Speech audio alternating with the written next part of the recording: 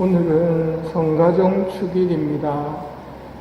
성가정이란 사람이 되신 하느님, 예수님을 중심으로 하는 가정이 성가정입니다. 예수님은 하느님께서 우리를 너무나 사랑하신 나머지 우리에게 내주신 하느님의 외아드님으로 예수님을 중앙에 모시고 살아간다는 말은 하느님의 보호 속에서 살아간다는 말입니다. 헤로데가 예수님을 제거하려고 하지만 하느님께서 성가정을 보호하십니다. 그리고 이집트에 있을 때 헤로데가 죽었으니 다시 돌아가라고 알려주시는 분도 하느님이십니다. 하느님을 중심으로 살아가는 가정이 되려면 우선 가정 기도부터 시작해야 됩니다. 처음에는 짧아도 됩니다. 처음부터 길게 하자고 하면 할 식구가 별로 없을 겁니다. 온 가족이 모여서 파이팅 하듯이 하느님 감사합니다 한마디 하고 헤어져도 됩니다. 아주 짧아도 됩니다. 마귀가 듣기 싫어하는 짧은 말, 찬미 예수님 하고 헤어져도 됩니다. 오늘 아침 기도는 찬미 예수님으로 혹은 하느님 감사합니다. 저녁 기도는 이런 걸로 짧게라도 시작을 해서 기도를 시작하는 게 중요합니다. 하기 싫다는 사람이 있으면 어떡할까요? 빠지면 됩니다. 그리고 기도하는 사람이 그 빠진 가족을 위해서 기도해주면 됩니다. 그러면 거의 시작할 때는 혼자 하실 겁니다. 나 혼자뿐이라도 실망할 것 없이 내가 우리 가족 대표로 예수님께 말씀을 드리면 됩니다. 예수님, 우리 가정의 중심은 당신이십니다. 우리 가족들을 축복해 주십시오. 우리 식구가 축복하지 않으면 누가 축복하겠습니까? 내가 우리 식구들을 축복해 주는 겁니다. 그리고 가정의 중심, 가정의 주인님으로 예수님을 모시는 것이지요.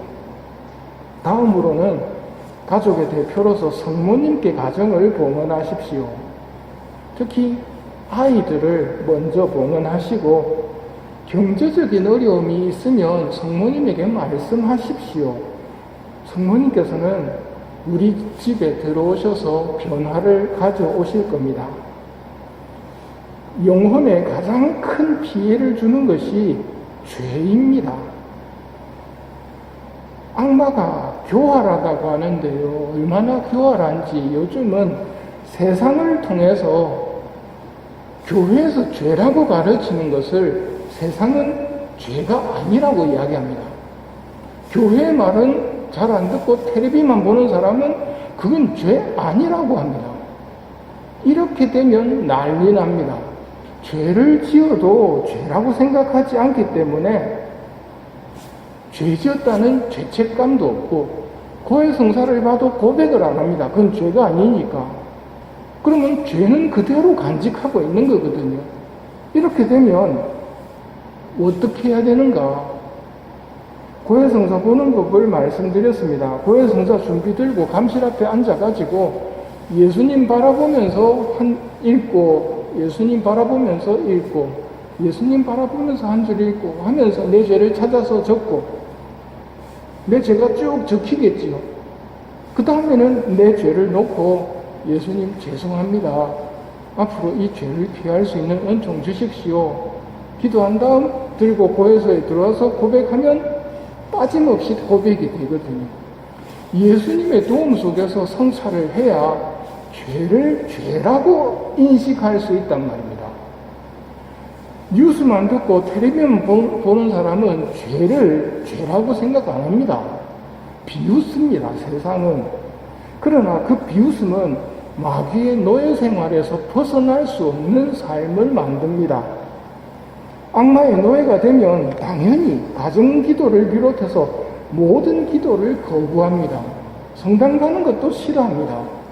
이럴 때 가족들하고 싸울 게 아니고 여러분이 이런 악에는 직접 맞서지 마시고 자꾸 성모님께 봉헌을 하면 됩니다. 수호천사께 부탁드리면서 속으로 기도하고 있으면 됩니다. 내가 설득시켜가지고 사람을 바꾸려는 것 버려야 됩니다. 스테파노 성인의 순교 이야기 때 말씀드렸죠. 말로 설득시켰다, 굴복시켰다, 그해서 그 사람이 결코 돌아오지 않습니다. 그 일은 성모님에게 봉헌을 하는 겁니다.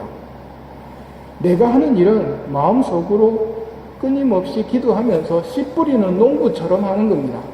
씨를 뿌린 다음에는 이제 기다리면 됩니다. 성가정이라 하더라도 시련은 있습니다. 나자렛 성가정은 하느님을 바라보며 이런 시련들을 해결합니다. 즉 하느님과 함께 시련을 해결하는 게 성가정의 특징이지요. 이집트로 건너갔을 때 가난한 요셉 성인은 이민생활 초기 비용, 그 경비 많이 들었을 텐데 어떻게 마련했을까요? 오늘 복음의 시작은 이렇습니다. 박사들이 돌아간 뒤 꿈에 주님의 천사가 요셉에게 나타나서 말하였다. 여기에 힌트가 있습니다. 박사들이 돌아간 뒤, 동방 박사들이 황금, 유향, 모략 들고 온 그 예물이 이집트 정착의 초기 비용으로 사용되었을 겁니다. 누가 그 예물을 준비해가지고 경배하라고 보냈을까요? 하늘에 별이 나타났다고 그랬죠. 하느님께서 동방 박사들을 그렇게 준비시킨 것이고 그 준비를 통해서 예수님의 이집트 피난도 준비를 시키신 겁니다. 이게 하느님과 함께 살아가는 가정의 특징입니다. 그러면 두려움이 없습니다. 딱 한 가지 두려움뿐입니다. 성인들의 두려움. 혹시나 내가 하느님으로부터 떨어질까 하는 두려움 말고는 성인들은 두려움이 없었습니다. 하느님만 계시면 어떤 시련이 오더라도 이길 수 있으니까요. 하느님의 도움으로 이길 수 있으니까요. 우리 가정이 성인들의 두려움을 지니는 은총을 입는다면 성가정이라고 할 수 있을 것입니다. 그런 의미에서도 나자렛 성가정은 모든 가정의 모범입니다. 하느님이 가운데 계시며 하느님이 아버지시고 주인님으로 모셔지며 아버지의 인도를 따르기 때문입니다. 요셉 성인과 성모님은 하느님의 말씀 앞에서 주저함이라든지 머뭇거림이 없으십니다. 보고 배워야 할 모범입니다. 밤에 일어나 바로 움직이십니다. 이런 하느님 앞에서의 즉각적인 순명이 요셉 성인과 성모님께서 우리에게 보여주고 계신 모범이거든요. 하느님을 첫 자리에 둔 사람의 모습입니다. 이 미사 중에 예수님께서 우리 가정의 주인님이 되어주시기를 빌며 성모님께 우리 가정, 특히 아이들을 봉헌하며 요셉 성인의 순명을 배울 수 있는 은총을 청하며 이 미사를 봉헌합시다.